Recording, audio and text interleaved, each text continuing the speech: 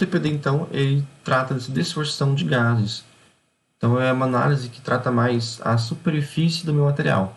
Então, pode ser amônia, pode ser TPD de CO2, pode ser TPD de óxido nitroso, né? Tem vários gases que são utilizados para isso.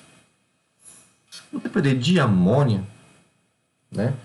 O TPD de amônia, ele é útil para a gente, a catálise ali, quando a gente quer quantificar a quantidade de sítios ácidos no meu material, tá? Enquanto o TPD de CO2 é a quantidade de sítios básicos.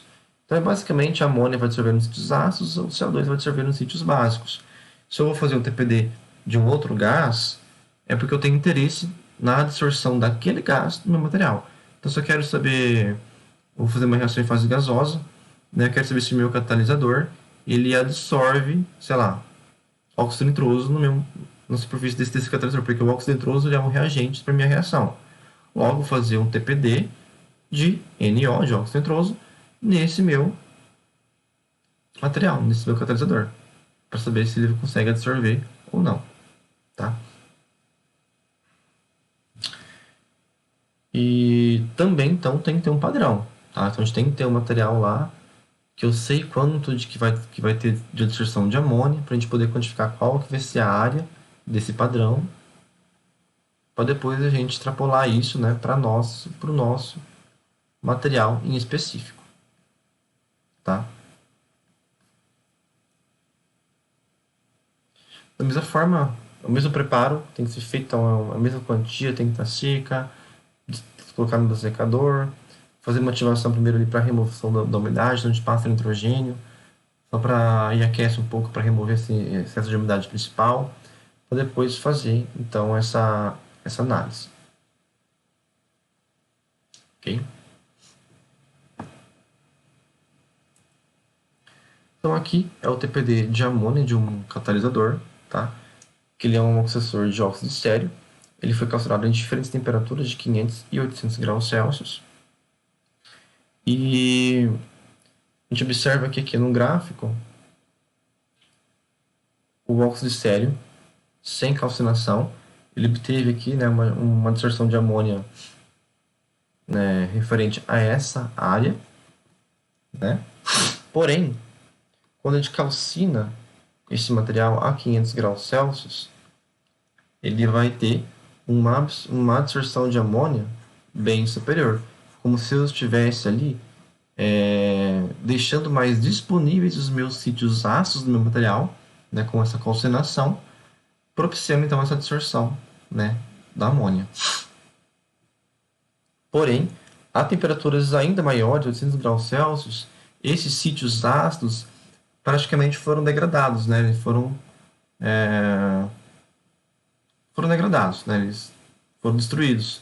Por isso que obteve essa curva, né, da amostra após calcinação a 800, ou seja, esse material perdeu a acidez a 800 graus Celsius. Então, calcinar esse material a temperaturas acima de 550 é prejudicial para esse material em específico, tá? Porque ele vai perder as suas propriedades superficiais ali de acidez.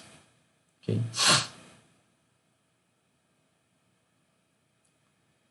Então, vejo que sempre o resultado depois, né, essa área aqui, ela é convertida em milimol de amônia por grama de catalisador. Então, às vezes, a gente nem precisa colocar esse 0,1 grama aqui, tá? Esse 0,1 grama aqui é importante a gente conhecer ele, depois de seco, obviamente bem seco, né? Porque a gente vai ter essa quantidade de amônia ou quantidade de CO2, enfim, por grama de catalisador. Então, a gente vai dividir aqui por 0,1. Depois tem esse por grama aqui. Então, essa área aqui, ela é convertida por meio de um padrão, de um catalisador conhecido de amônia, conhecido de CO2, conhecido de coque, né?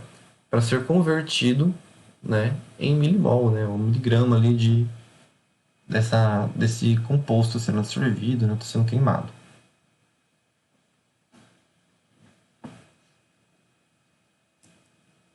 E aqui o TPD de CO2 também tem a mesma função, também teve o mesmo comportamento, tá? Então, nos sítios básicos do meu material sem calcinar, né, teve essa proporção. Após a calcinação a 500 graus Celsius, obteve essa, né, quantidade de CO2 absorvido e após a concentração a 800 graus obteve uma redução também desses sítios básicos. Então, propiciou aí uma queda, né, nessa atividade desse material após a calcinação a temperaturas acima de 550 graus. Tá? Então, antes de falar do TGA, do DSC, vou mostrar aqui para vocês um cálculo de um dos materiais meus, tá, para análise de TPD de amônia. Só um minutinho que deu uma travadinha.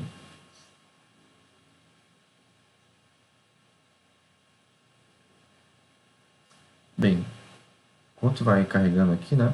Então esse gráfico ele mostra aqui o tempo, né, de aquisição dos pontos aqui na primeira coluna, a temperatura, que eu vejo que a temperatura ela está aqui aumentando, né? Porque eu estou com uma rampa de aquecimento, tá? Então colocando lá de 100 graus Celsius, porque meu material previamente foi seco, né, na estufa lá 100 para retirar essa umidade, né, e pesei, né, aferi essa massa depois de secar 100 graus Celsius. Aí eu coloquei no meu reator em tubo em U, né, e coloquei uma rampa de aquecimento que vai ali de 100 e pouco, né, até 800 graus Celsius. E, ou seja, vai aumentando a temperatura com o tempo dessa rampa de aquecimento.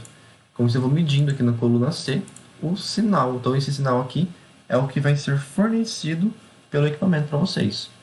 Aí vocês vão, vai ser como, essas três colunas vão ser fornecidas em TXT, né, para vocês.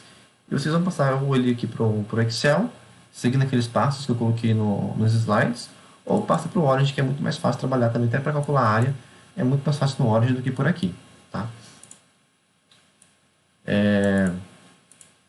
Então, com esses sinais aqui, né, eu consigo, então, veja que esse meu gráfico é um gráfico em azul, a curva em azul, vou dar um zoom maior para vocês verem.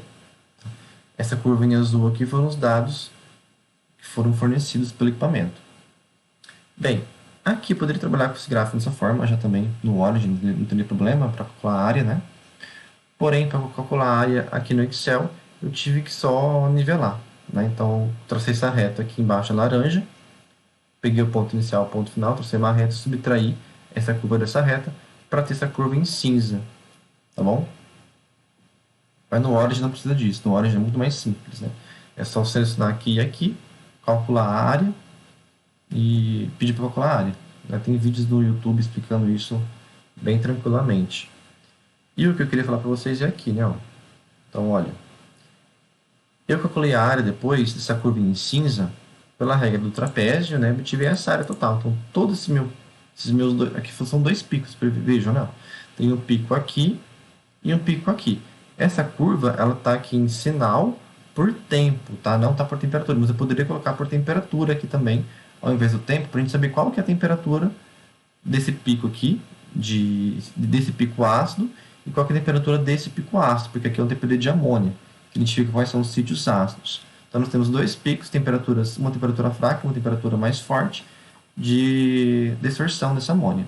Tá? Então, são os picos fracos e um pico forte.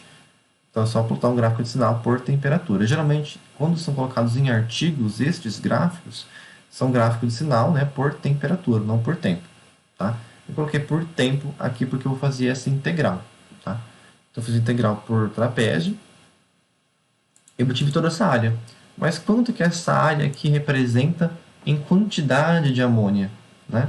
Em volume de amônia.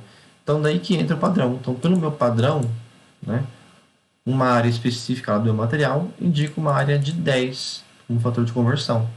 Tá? Então, com isso, eu consigo converter isso daqui essa área em volume de amônia.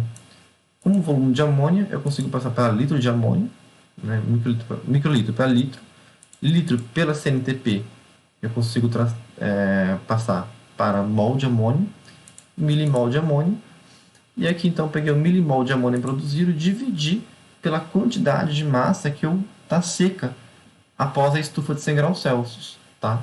Não tem aquele pesar 0,1 grama, então eu vou dividir isso aqui por 0,1. Se for 0,1, realmente eu pesei. Tá? Tem que ser exato. Então eu tenho minha quantidade